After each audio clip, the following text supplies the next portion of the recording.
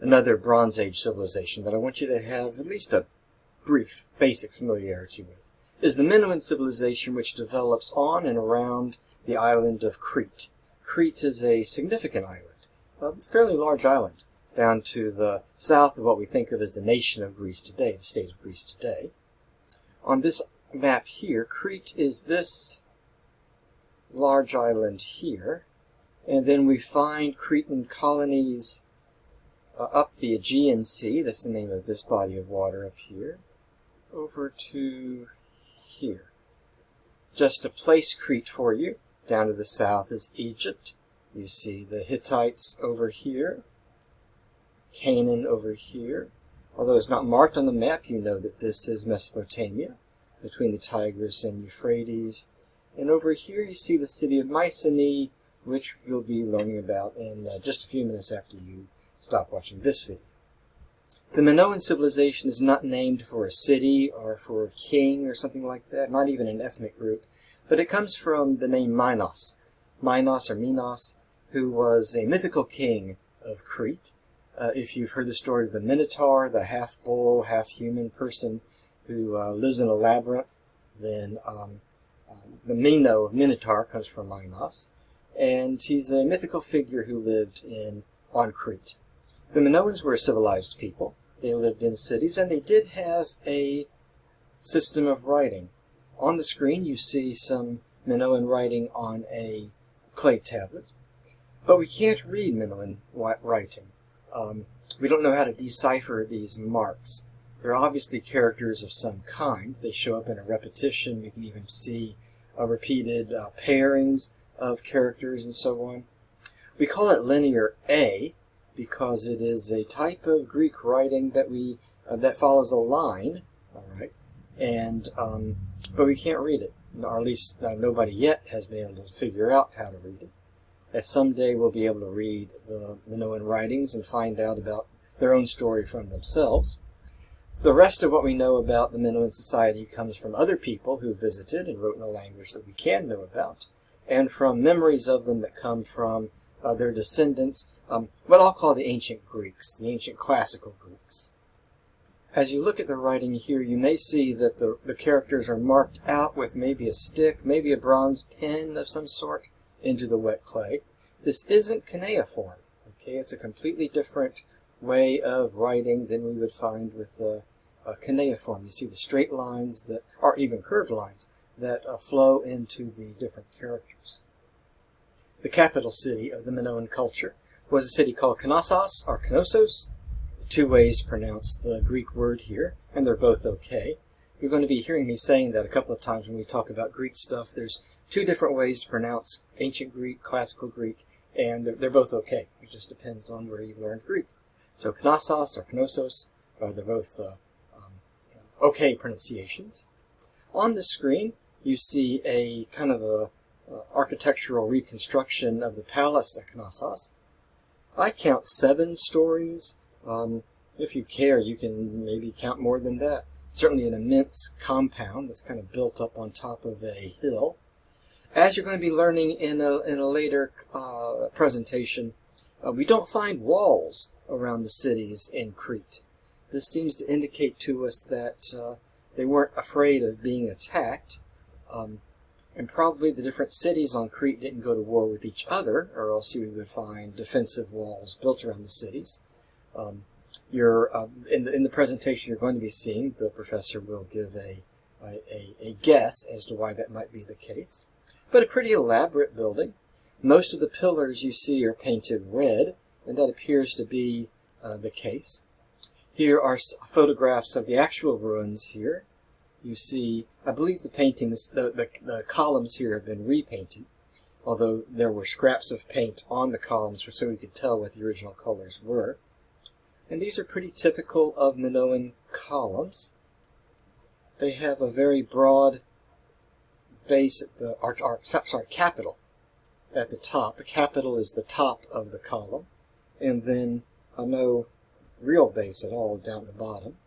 And this tapering downwards of the column is also pretty typical. Let's get rid of that ugly ink stuff there. And on to the next photograph. Another photograph of one of the walls of the palace, which still remains, and you recognize the columns there. And another view. Here you see the same shape of columns, although this column over here is white painted. This one over here, I don't know for sure, but I'm assuming that the scraps of paint that were left on the column were white, and so it's been recreated as white. This column over here, although I don't know for sure, I am certain is just a support that's been added in to hold up the ceiling there, possibly temporary. I don't know, but it's certainly not Minoan. On the wall, you see some reconstructed frescoes of some people carrying jugs of water, it looks like. That's a reconstruction of the fresco that was there originally. And here we have original frescoes. There are not very many original frescoes in the building, but here we have an example. This is apparently a throne room of some sort. It may not have been the most elaborate throne room, but it's one where you can see a throne there over on the right-hand side, and some seating area for advisors to sit. We're using our imagination now. The bowl in the middle would have been used for fire in the winter time. The door, of course, is not original, although the wood around the frame, although it's not original, would be like the original. The door is there to keep people from entering. You can view the room from an outside window, but you can't go into this room unless you have like special permission or what have you. But the frescoes on the wall here are original. The palace at Knossos, and in fact most of Crete, was buried in about 200 feet of volcanic ash. That's a lot of volcanic ash, 200 feet. That's about 20 stories, a 20-story building of volcanic ash.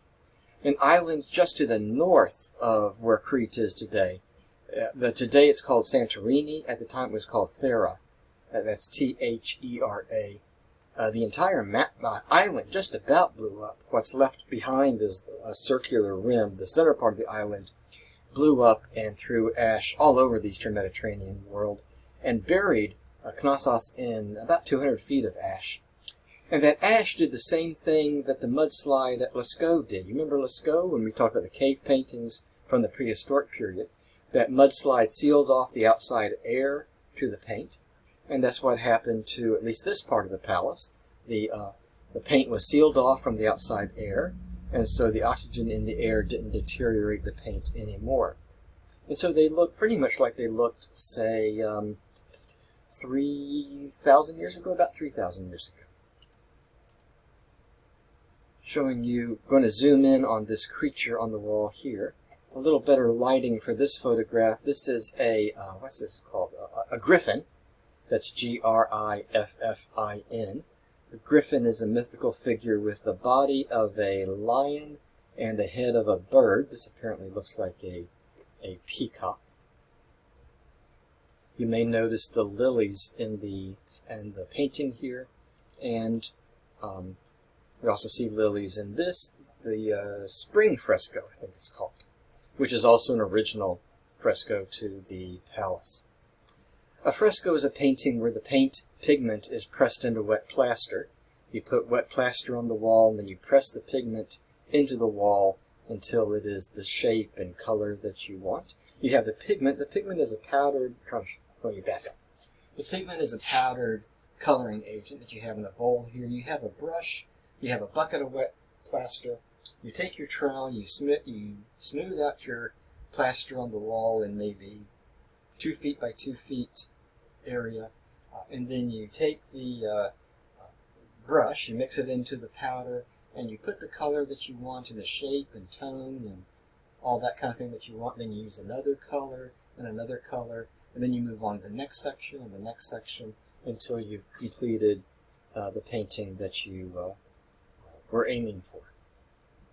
The dolphins here, I'm certain, is a reconstruction of a fresco which was removed for preservation, but it gives you an idea. The Cretans, with their interest in, with there being an island, of course, very interested in marine life. You oftentimes find frescoes of octopi at Knossos and at other Minoan sites. This woman, given the nickname La Parisienne, which means the Parisian woman, because she's very fancy, she has the lipstick and so on. Probably not a hard worker, probably not one of the laboring classes, but someone whose image was placed on the walls of the palace. And another original fresco here.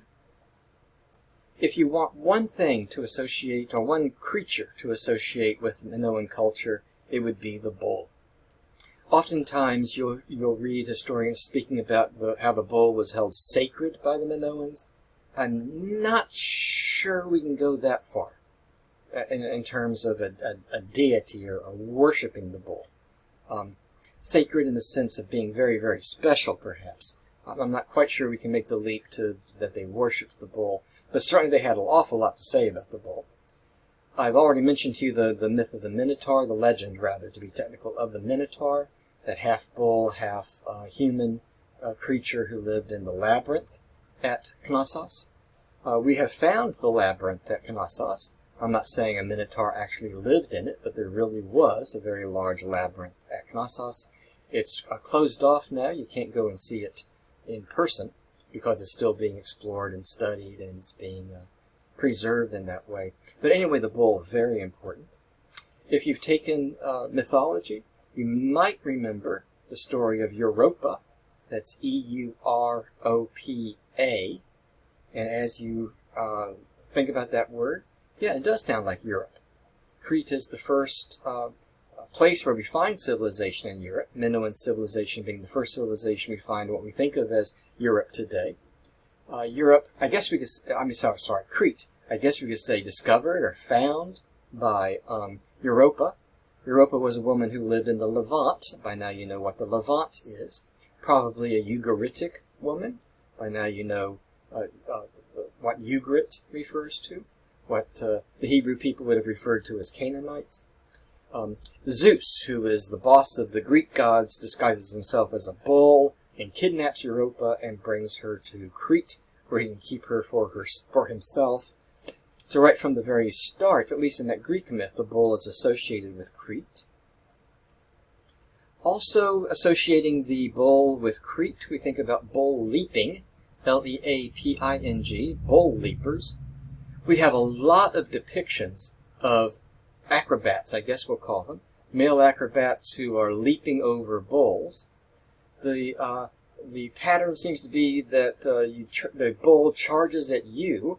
You grab a hold of the horns and jump up and use the momentum of the bull rushing towards you to throw yourself up and then perform acrobatics off the back of the bull. I am not myself convinced that anybody ever actually did this, okay? Maybe, I'm not saying they didn't. I'm just saying I'm not convinced they actually did. I've been around a lot of bulls in my life, and I'm not convinced. But certainly the action is depicted an awful lot, which would lend credence to the idea that some nutty guys actually did this. I don't know. But we find several depictions of it. Here you have a fresco. This is again from the palace at Knossos. Here we have a ring. You may not be able to make it out, but the bottom part, the ring works around, trying to get where you can see my finger, kind of works around like this, underneath the part you're looking at. I couldn't find a picture from the side. But it was a ring that would go on the finger, and there, of course, you see an acrobat leaping on the back of the bull. And here we have another depiction, a very famous depiction. Let me get to the pointer here. You see the human body of the acrobat here, down to his hips, and then this area here is where his legs would have been. They've since been broken off and we haven't found them. But then you see his feet down here on the back of the bull. So apparently he was like this, then of course would do like a somersault or something perhaps off of.